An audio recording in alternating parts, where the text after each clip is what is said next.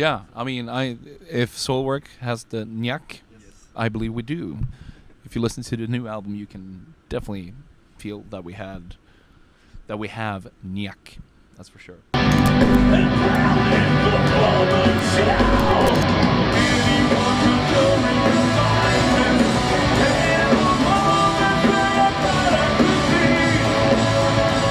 The Living Infinite is a pretty good introduction because it's there's just everything in there, you know, that sort of represents Soilwork. I mean, the new album, you know, of course I could say that as well, but because it also has elements that we had in the beginning of the career, you know, I think we found a new expression there. So I think either The Living Infinite or the new album, I would say.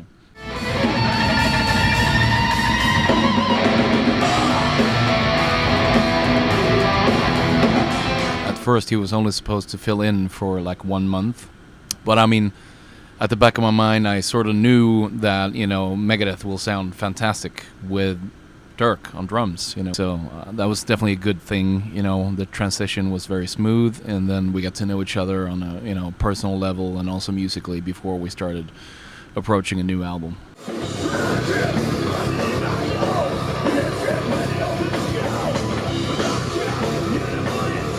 Of course, you know, there's been lineup changes, and I think that's only natural when you know, start a band when you're 17 years old, you know, and I've been growing up with this band, and people find other priorities in life, you know, touring is not for everyone, and I mean, I can honestly say there's been many times where I, you know, woke up in a bunk asking myself, like, what the hell am I doing? You know, 9 weeks in North America with 2 days off, for example. That's one example.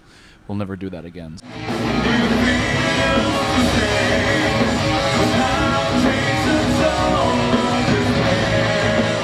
Finland is extreme. Like, it's not really the same situation in Sweden and Norway. I mean, it's some bands and you know, they end up on the charts, but in Finland it's like top 10 is always metal bands, you know.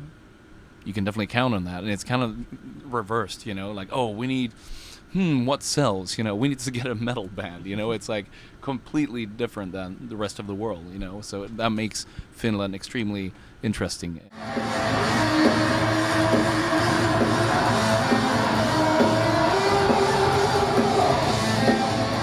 I mean, it's an extremely democratic band. It might not look like that from the outside since I'm the only surviving member.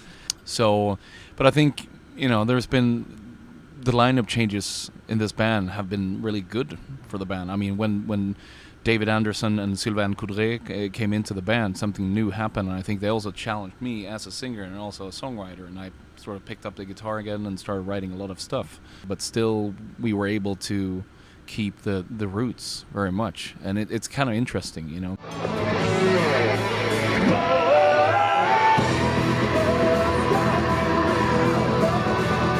I think we have a pretty young crowd, and there's like a new generation, you know, growing up and discovering Soilwork. So I think it's a very mixed crowd, but still, you know, pretty young, which is really cool, you know.